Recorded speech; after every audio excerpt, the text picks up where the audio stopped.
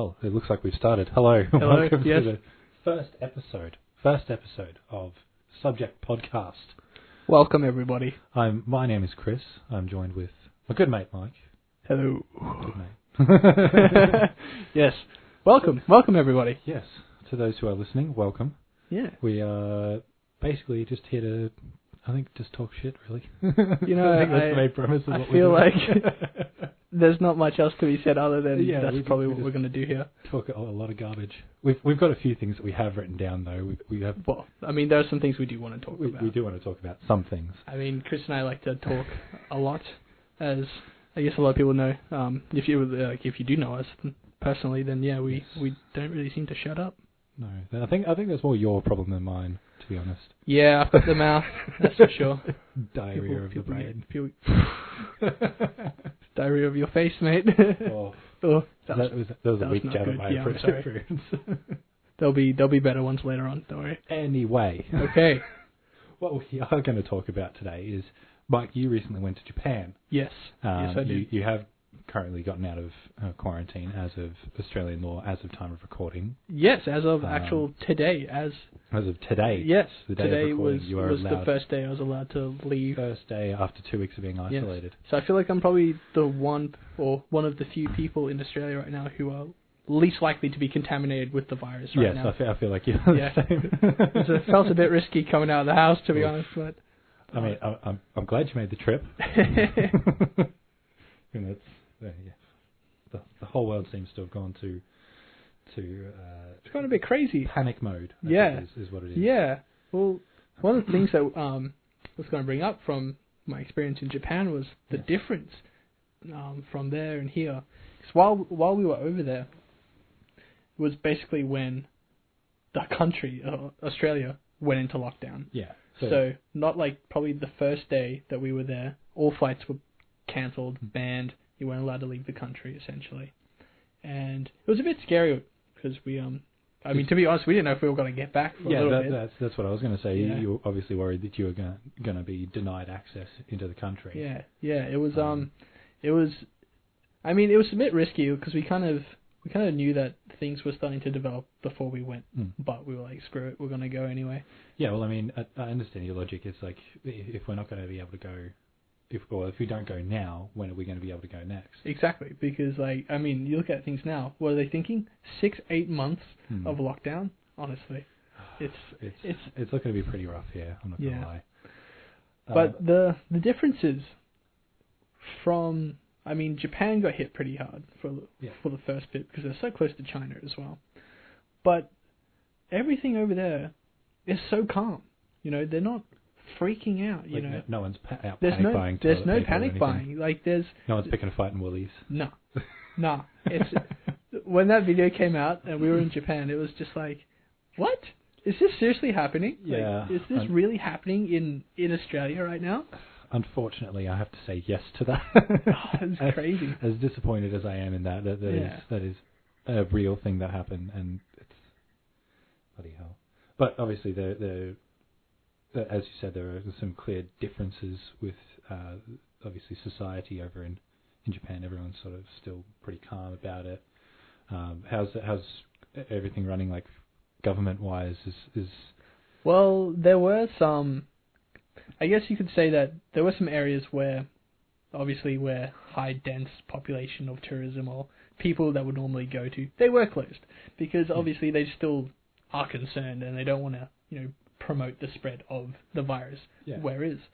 But, going over there, I got a lot of people asking, are the streets barren? Is everyone, hiding in their houses? And no, honestly, it kind of just felt like normal day to day over there to what I could assume to be normal day to day from the first time I've been there. It might be a bit quieter than what it would normally be considering the situation. Easily say it was a bit quieter than probably lack of tourism, to say the least, because there was like no one over there tourist wise. You would be. Everyone was leaving. Away. Well, we were like, hello, hey guys, we're here now. It was a bit of an eye opener over there. Yeah. It was actually quite, I guess for lack of a better word, sad to leave such a kind of peaceful feeling state of country to come to the state of this country and just have, lockdown where, you can't leave your house. Everyone's freaking out. People are getting fines now just because they're taking a kid for a learner's test. It's... See, I hadn't heard that story before, so obviously you've done some reading on it. Yeah. So it's just, who was it? Where was it? Basically, in Victoria State, this mother was taking her daughter out to basically teach her to drive. She's a learner, so they just went for a cruise, essentially. On a learner's license. Exactly. Yeah. So she's trying to build up hours. They weren't planning on stopping anywhere. They weren't planning on getting out of the car. It was just to drive around, come back to the house. But then they get pulled over, and to the government, to legislation, that's not an essential excuse to leave the home. Yeah, it's funny because I've heard it is essential travel in Queensland. So it can be classed as essential travel here because it's essential learning. That's what it is. It's essential learning. So why is it not? Is it not essential learning in Victoria or in any other state? Well, that's the thing, because every state here seems to have different ideas of what is essential. There's no blanket real, other than food, medical, and I guess the necessity to work if you can't work at home. Yeah. Which I guess to a degree those three make sense, but when you've got all these small little things that don't match up in all the other states, people are getting confused about what they can and can't do. Especially like you said with accruing learner hours. Like if you're driving up here in Queensland accruing learner hours, then the government's going to be like, oh yeah, no worries. Yeah. Keep up with that. Just don't stop anywhere. Don't Yeah, well, I guess isolated. But in other states, like you said, in Victoria, what the fuck? Yeah, they'll ping you with a $1,300 fine, and especially now that millions of people have lost their jobs, no one can really afford sustainable living right now. Let alone a huge to fine get copped like with a fine like that. Being a learner driver, exactly. Like even like driving up here today, having this as an excuse, this is technically work. Yeah, this is work, I guess. Yeah, couldn't really do it from home. No, not really. But yeah, it's I was a bit worried. I wasn't too sure what to say if I did get pulled up. I mean, I was going to say that my mum's a cripple and I was going to get her some groceries, but to be honest, I don't know if that was really going to fly or not. That's a top-notch excuse right there. Yeah, I was sitting on that excuse for a while. That's the next one you got to use. You know where you're at so late, so, it's my crippled grandmother. For me, mum. Hey, mum, you see, she's a retard. Can't get groceries herself. Well, I mean, she's not. I mean, to be fair, while I was in quarantine my first week, she brought me groceries. So well, tit for tat, really. Yeah, I guess, yeah. Mum, I'll get you groceries. So that's another thing I wanted to talk about, because you said that we were talking off air, so to speak. We were you said that during the 2 weeks you had to get firstly your mum as well as your partner's dad to go get your groceries. Was that? Did you guys actually leave the house? Did you go outside, out into your backyard, or anything like that? Well, I mean, other than to hang out the washing, we went outside. But no, it's because when we came in from Japan, so we came to the airport. We were told that we weren't allowed to take photos of any government officials. We weren't allowed to take videos. We weren't allowed to basically capture any of it. It was pretty intense. They had police everywhere wearing masks. They have what I assumed were doctors. I don't know, or just people in white coats. People, yeah, they were just in white coats with masks, and they're handing out all these forms, and we had to sign everything. It was pretty intense.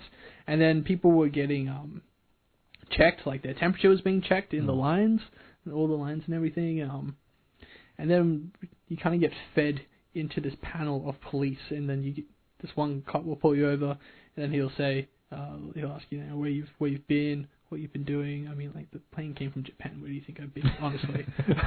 Well, you could have gotten on a connecting flight. like Yeah. from somewhere else. If Well- you came from like somewhere else in Asia, like and Well, aforementioned. it was pretty interesting because at the airport in Japan, in Tokyo, they had like the big list of all the flights, like you Yeah. know what's leaving. It was just red across the board. Everything had been cancelled except for the last few flights. Like the last flight we got on was the last Qantas flight. Over the intercom on the plane when we were about to get off, they were saying, you know, they wanted to thank all the staff for working for Qantas, this being the last travelling for a while, we don't know how long, and all that nonsense. And it was pretty scary to think that, you know, that was probably one of our last real ways to get back into the country. Yeah. You know, if we hadn't have left, you know, at that time. Or if you'd booked the holiday for a few more days. Yeah, exactly. Yeah, we would have lost a lot of money.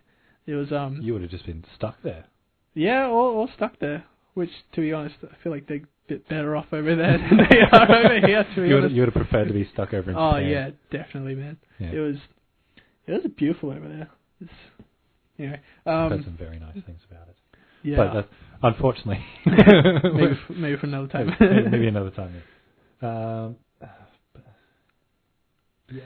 Another thing that I noticed actually, just being in this country for the time that you're away, was the amount of shit that Asian people are starting to get now, just for being Asian. Over in this country, at least, I know that there's a lot of people that are facing discrimination because of their skin color, and again, that sort of shit is just because happening. it's a Chinese virus. Yeah, even though that's not as much been as Trump definitively seems proved. to think. Yeah. But anyway, yeah, that is interesting, like, because I tried to keep up with all the political information that was going on, because obviously it's relevant to me while I was over there. But yeah, hearing all this just abuse and violence towards people just because they either come from another country or because they look as if they did, you know what I mean? Yeah, and more to that point, I was out on my motorcycle doing an essential trip. Yeah, sure. Before the complete lockdown, and I stopped at a lookout to have a leg stretch and a bit of a stop for a drink and that sort of thing, and I met some Asian tourists that were there as well, and they were like, "Man, this country is beautiful, but man, we've been abused so much over here. It kind of sucks." Yeah. And I'm like, "Guys, I feel so bad for you, especially at this time if you're traveling over here." I don't know what it's like anywhere else, because obviously I don't fucking live anywhere else. But you know, especially over here, it's just like people are getting treated like crap because they're suspected to be involved with the Rona or whatever people are accusing them of. I don't think it's much as an accusation.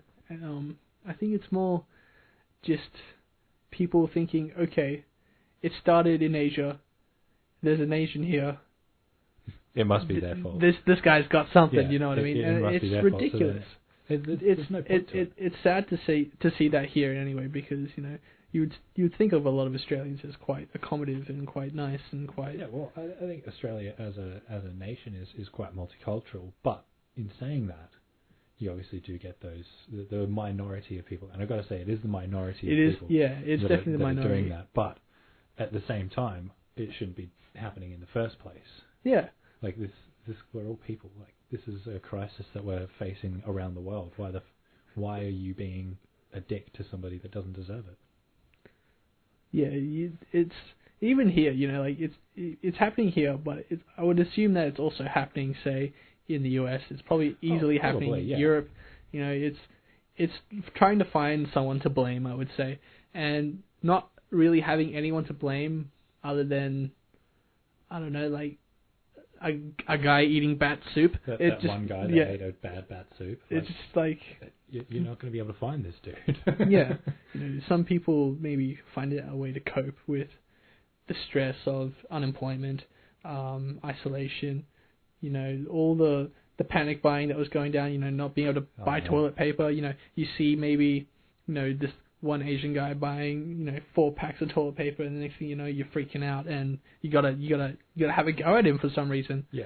You know, I go at him. Oh, mate, you're buying too much toilet paper. Well, you see, I heard a lot of it. A lot of families were buying toilet paper for relatives overseas because, you know, all their factories have closed down and they are in, you know, lack of supply. So they've been sending it from here over there, you know, and it's like, well, I mean, that's all right. There has been a lot of publicity about the fact that our toilet paper manufacturers have got a shit ton of the stuff, so we can keep buying it. There's no need to panic. No lack of supply here. There's only a lack of supply when you buy 50 packs of toilet paper. When exactly. You know, how long is that going to last you? How many sheets do you need to wipe your ass? Honestly, you have daily. Do you just use one roll to wipe your butt? Yeah. Like the whole roll. You don't unravel it. You don't pull the paper off at all. You just grab the roll out of the packet. Just take it straight out of the packet and give it a wipe. Throw that one away, then grab another roll. Isn't it? That's how you use toilet paper, right? Oh man, I don't know. As long as you wipe back to front, that's all you got to do. Front to back, mate. I don't want to wipe that shit in my balls. Is that why you're always walking with that weird? That's why I shower after I shit. Anyway. Yeah, okay. Enough of that. God damn. In other depressing news. Yes. Well, we're not just going to talk about the pandemic and the lockdown. I mean, we could talk about, you know, good things that are happening. We could talk about good things. We could take a break from the depressing stuff. Name one good thing that's happening right now. Quality of memes. Quality of memes. Yeah, the memes are getting pretty good. That's for sure. Good. That's all I got. I mean, the good thing that I think we can take away from this, the pandemic in general, is that once all the lockdown and everything is over, I feel like people are going to be a lot nicer to each other because they're going to be appreciative that they're going to be allowed out again, you know, as recreational stuff, or for recreational stuff, you know, like going to the beach with your family or going out to dinner with friends, you know, just the little things that make it nice to live. Yeah, I don't know. I feel like people's opinions probably won't change that much from this. If anything, people may become more cynical towards each other, seeing as a lot of people probably feel the need to compete in the sense of buying groceries, this not knowing where, or even not knowing where the next paycheck's going to come from. Yeah, and I get that, but I think that will be happening through the crisis more than it would be happening once it's over. Because once it's over, people are going to be a lot more relaxed. They're going to be more to a degree. But once it's over, then everyone's going to be fighting for jobs. Exactly, but then it's down to job makers to create those jobs. Yeah, whatever job makers are left. Not just have, you know, deforestation and mining industry alive and well in Australia. That's the only work that's going about right now. It's multi-million-dollar corporates that, you know, feel the need to strip the land of basically everything that it is. Yeah, I mean, we can look at it like that, or we can go, look, this stuff is destructive. It needs to stop. Like, we need to stop giving it such high praise because it's not the only thing that we can do. We need to not sit on our laurels so much and go, oh yeah, if it ain't broke, don't fix it. We had some really good technology running through this country, even 10 years ago, because, like, for instance, Wi-Fi was invented here, same as the batteries that power the Tesla vehicles. Yeah, same as the selfie. Australians invented the selfie. Fairy bread was invented here too, mate. we got fairy bread. We got selfies. He says we don't have culture. Yeah, I know, right? But you know what I mean, though. I know what you mean. We had some really good, we had some really smart people and some really intelligent people in really high positions, and because of, I feel, the way that industry has sort of been seen as, or perceived as in Australian society at least, is that it's not useful enough. You know what I mean? It doesn't, for Australians, you want that return straight away, whereas with stuff like this, it takes time and it takes trial and error to make it perfect. And like, they did make it perfect. Like, look at Teslas now; they're all over the world. They're some of the more efficiently running electric cars in the world because of this technology. Yeah. Because it was created here. We didn't see any profit of that because the project got cancelled because of fucking God knows what reason. So they went to America, and they were like, "Oh yeah, we'll take that up." So Australians invented it, but we didn't see any of the reward or the gain from it because we were too impatient as a whole. Yeah. Well, I find like Australia misses out on quite a few things when they, we can put a lot out there, but then we're so quick to just sell it. Like as soon as we've got something good, the government's just like, you know what? Yeah, hey China, you want this? guys, you want Germany, this? you want this? Who's going to offer us the lowest amount of money? Yeah. Is that $10? Yeah, I'll take it. it. We'll take it. Yeah. You got a $5 in a Patreon? Mate, keep the $5. Now we know who should be running the country. But what we were talking about before we went on that bit of a tangent was that the Premier of New South Wales has decided to increase jobs by increasing deforestation and mining. And basically, what they want to do is all the one of the main forests that survived the bushfires that we had, they just want to get back in there and start cutting it down. How long has it been since the bushfires? It's only been a couple months. Yeah, it's been like 4 months. And they want to go straight back in and start doing it. Like, the land clearing in New South Wales was already, and around Australia is already like top 10 in the world for worst deforestation. We are. I know for a fact that we are worse than Brazil. Yep. In deforestation, we're worse than some other Asian countries, which I don't know the names of or have forgotten the names of. Yeah. I probably know the names of the countries, but I can't think of them right now. But I think Malaysia and Vietnam and those sort of countries are what I'm getting at. I mean, we do have like a dense amount of growth. Like Australia is known for their forests, rainforests, everything like that as well. But the fact that the ecosystem can't sustain the amount of deforestation that's happening right now, the amount of animals that are dying, the amount of like koalas that are already endangered, are increasingly becoming more and more endangered as the Premier decides to cut more and more trees down. Yeah, it's like, the koalas are 99% extinct. Effectively, they are extinct. They will not recover from those bushfires. Yeah. Not in our lifetime, at least. Yeah. So what do they decide to do? Let's keep going. We may as well do the entire job. Finish what the bushfire started. Nature couldn't do it. We'll do it for nature. Like, that's a shit way of thinking about things. It's pretty shit that they're trying to say, look, we're going to build jobs, but we're going to fuck the whole country. Yeah, we're going to build jobs by making jobs out of literally the most destructive, environmentally speaking wise, destructive jobs on Earth. Yeah. Don't get me wrong, I appreciate all the work that the mining industry and everything have done up until now, when there's verifiable facts that are out there saying that it's not sustainable anymore. Like, we need to move on. So, like, the people that work in the mines already have skill sets that we can use and utilize in other areas as well. Like, it's not just, we don't have to just use them for mining. We can use them to, like electricians, we can use to build solar farms, do the wiring for solar farms. You can get concreters to build the supports for them. Well, you can get engineers to build wind turbines. You know what I mean? Solar farms could work here in Australia. Like, we have the land for it. You could take the whole outback, just uninhabitable land, cleared, sun for days. 99% of the day. But the thing you got to think about is, when you start thinking about solar panels, is like, how long do they last for?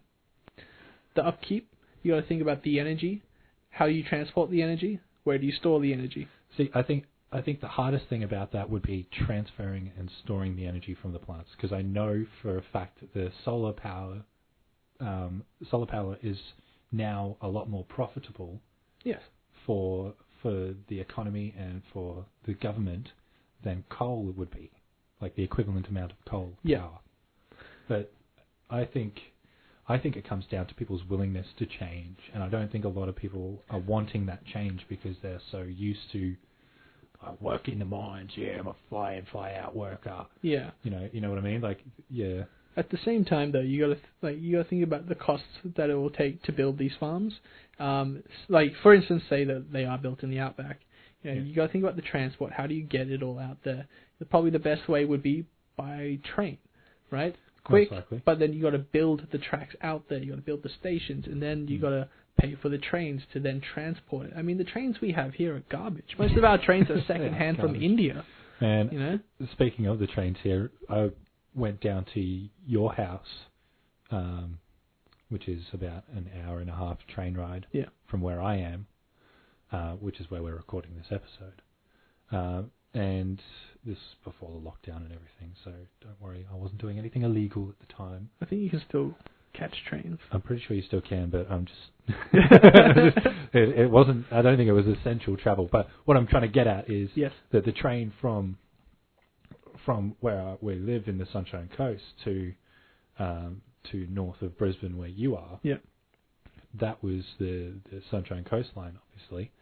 And the train there was just riddled with graffiti. The seats were all worn, and you can tell that the train's quite old. Whereas I got onto a transfer train to get to the station that's near your place, and it was much newer, much nicer train. It had air conditioning. All the windows were nice and clean. You could see through them. There wasn't graffiti all over the place. It felt safe. You could see the cameras. Like, it didn't feel like something bad was going to happen. Yeah. Whereas on some other trains, you kind of get that feeling like, oh man, this is sketchy. What's going to happen? Because when I lived on the coast, I had to travel on the train almost every day to go to uni and back from Brisbane. So I was on those trains for like 3 hours of the day, and I can tell you this: they are not comfortable. There's almost nothing about them that is aesthetically pleasing or physically pleasing. There's nothing. Like, they're garbage, and like I said, they literally are secondhand from India. When our trains break, a lot of the time we send them back to India to get them fixed, and then they come back.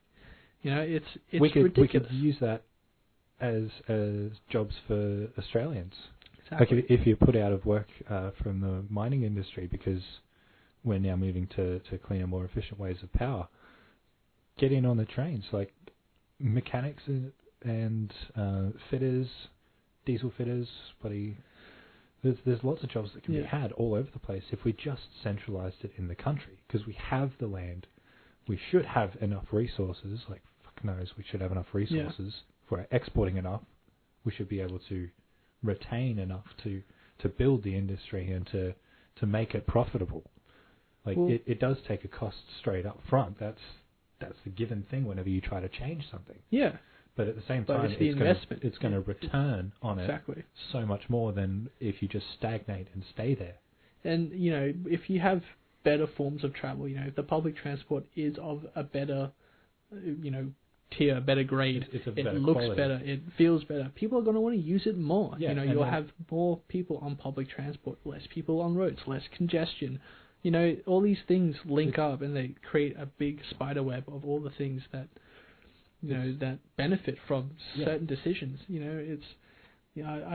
I've met one of the guys who runs the Ipswich Rail Yard. It's basically a museum of old trains, but they do fix and build trains there. They do. But from what he told me, it seems as if their labour work is minuscule compared to what is needed. And, from basically what they do is they outsource all their work to other countries, mostly India. Yeah, and it's hard to say anything to that because it's depressingly true. Like, even with just recently as well, Holden and Ford shutting down their factories in Australia. Two of the country's biggest automotive icons are just gone out of the country now. There is now no automotive industry that's making stuff here. Yeah, we had some sick cars, dude.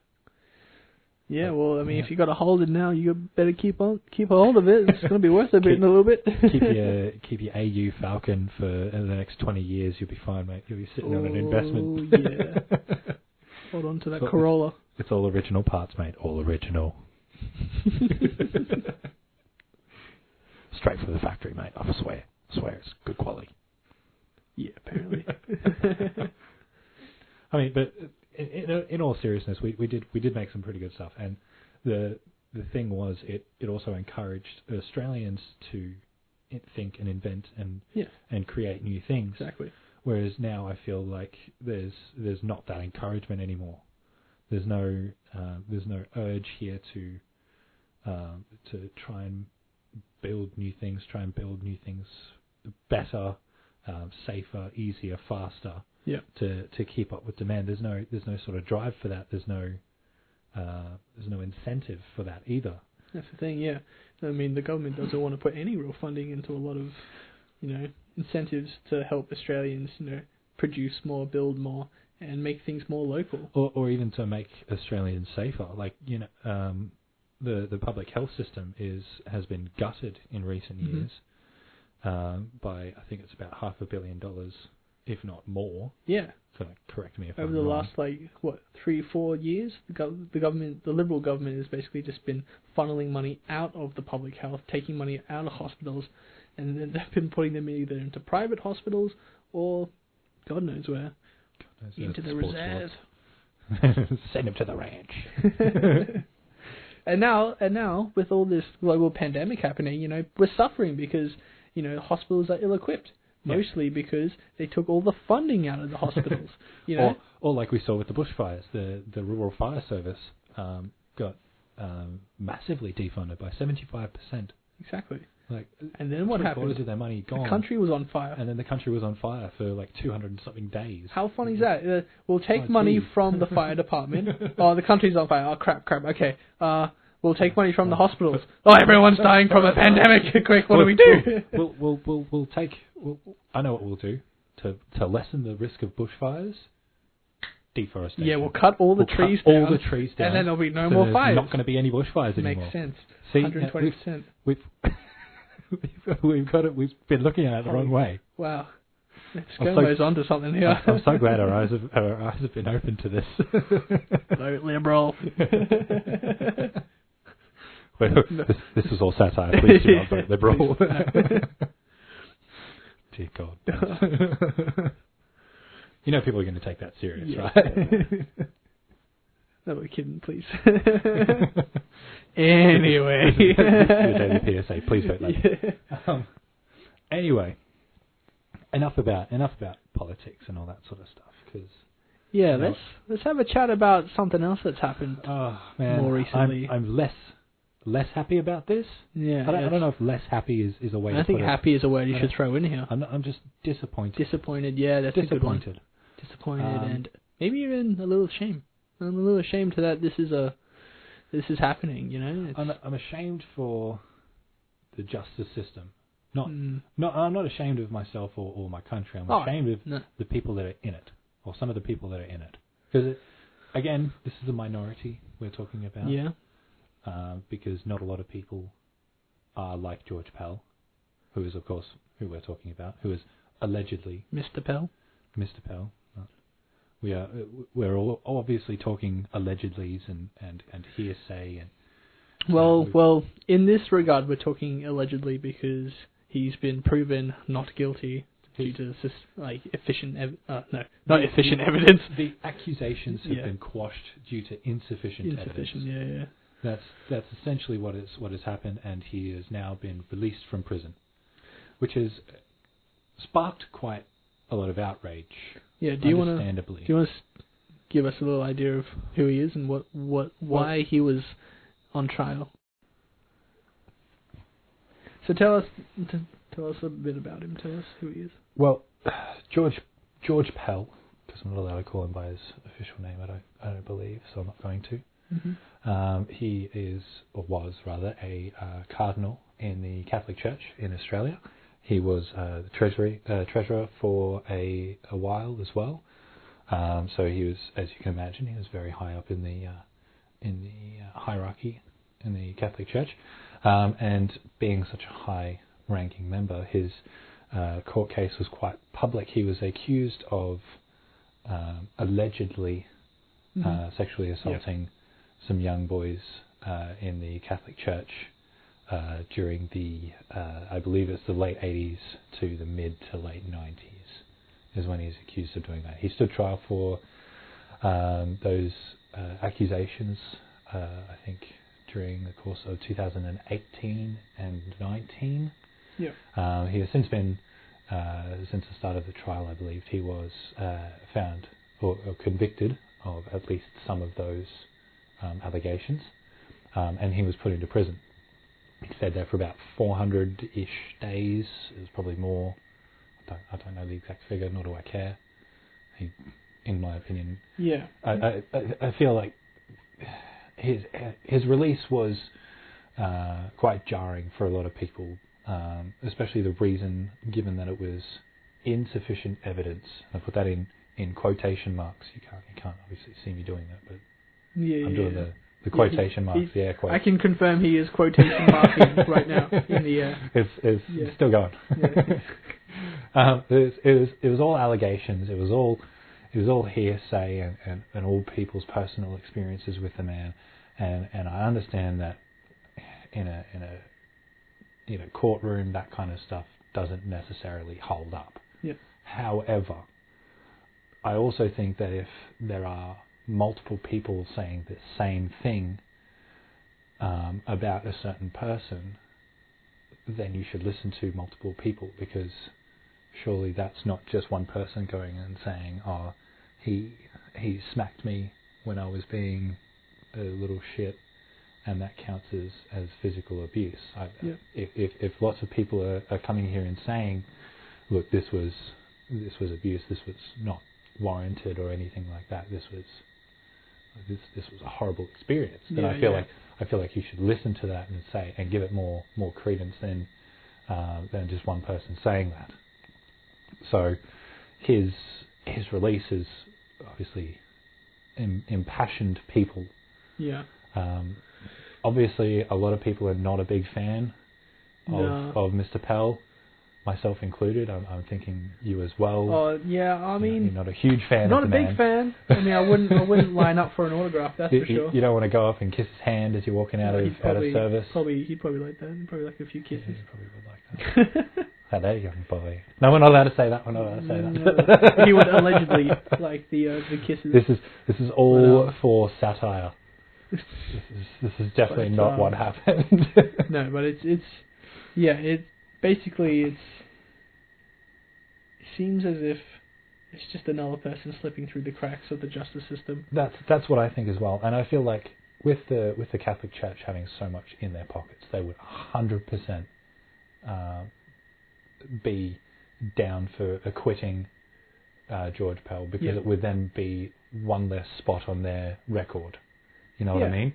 Because they've already had so many allegations already. There's already the stereotype about how Catholic priests only like little boys, and I feel like that, like the stereotypes are there for a reason, man.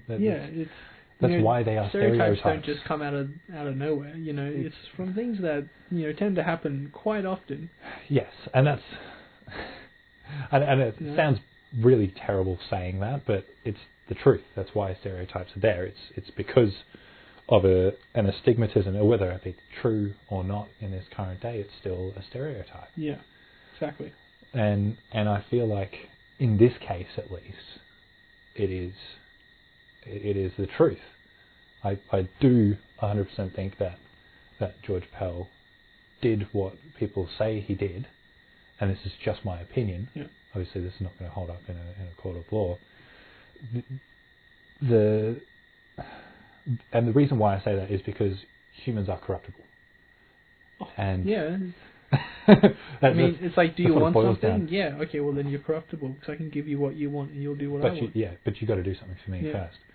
So in that sort of sense, everybody's corruptible. Everybody has a price. It's just a matter of finding it. And I think that's what George Pell was doing to these young boys, is finding their price and going, okay, if you do this for me, I will give you this in return. Yeah. Exactly. And that's a lot how our society works. Like, you do this job for me, you get paid a certain amount for doing that job. That's just how our society works. However, when it's used to exploit someone in a vulnerable position, like a young child, like a homeless person, like anybody who could be vulnerable in any situation at all, then it becomes a deplorable act. You know what I mean? It's now not something that could be socially acceptable. It's now something like you've done the wrong thing now. There's boundaries that we have drawn as a society that we need to adhere to, and I feel like with letting George Pell walk free, we have done a misdeed for the people that were affected by his actions. Yeah, exactly. Yeah. Are the people that are going to be affected by his actions in the future. So it's not alleged actions. His alleged actions. I got to put the quotation marks up again. You can't say that he will. I can't say they will, but in the past, offenders that have been released generally re-offend. Yeah, it's something that a lot of people would kind of just fall back onto, because it's like, when you do something as heinous as what he's supposedly done, it's not something that you're just gonna quit cold turkey. It's not something that you're just gonna go, all right, that's enough for me. I've had enough. I'm not gonna do that again. That's not for me anymore. No, it's not gonna happen. Generally, people who are doing that sort of stuff and looking into serial offenders, like convicted pedophiles, like convicted serial killers, like people who have actually been proven to be responsible for these actions, when they are released from prison saying, I'm reformed, I'm a completely changed human, generally they're not. They'll go out, they'll be fine for a little bit, maybe a few years, maybe 10 years. Yeah. But then they'll always come back to... Always that relapse. There's always that relapse. I should say, more often than not, there's that relapse. Not everybody relapses. Not everybody relapses. There have been, obviously, some people that have moved on from that and gone, I want to... But the majority, I would say, it depends on... I guess it depends on what the act or whatever the crime was. If you go to prison because, maybe, I don't know, manslaughter, you accidentally killed somebody, you're not likely going to get out and then go kill somebody, you know what I mean? And those are on the times that I would say they're not serial offenders. Mm-hmm. So people that have been shown to premeditate their actions and think about them beforehand, plan them out, and then act on that plan, that is when it's going, okay, well, no, this is obviously something that you've thought a lot about. You put a lot of planning into this misdeed. You need to go away for a long time for that before we even think about reintroducing you to society. And not saying that the prison system is good anyway. Yeah. There's a lot of stuff wrong with the prison system. It's for profit. There's a lot of things we could talk about with that, but we'll do that in another episode. Yeah, I feel like on that we should probably wrap it up here. We should because I think we've been talking for way too long. Again, like we do. It's been a very intense first episode, that's for sure. It has been. But we had a few laughs at the expense of koalas and trees, which is kind of unfortunate. I mean, I don't know if we should list that as something that we laugh about. No, we don't laugh about that. We laugh about. We laugh about cyclists, fucking cyclists. Yeah, we'll laugh about that soon. When everybody's allowed back out. Yeah. That's well, actually, just quickly, that's another thing. I was surprised to see how many people actually on the road today when I was driving to your place. Yeah, I don't know how many people are really taking this social distancing, very seriously. But me neither, to be honest. And I will concur with you on the fact that I'm surprised at how many people are out on the roads at this current time. I understand if you're out there for your essential needs. Makes sense. However, obviously, please stay home. Please be safe. Yes. Flatten the curve. We need to stop this so that it doesn't kill any more people. And that's your PSA. And that's it. Thank you for listening. Thank you for listening, guys.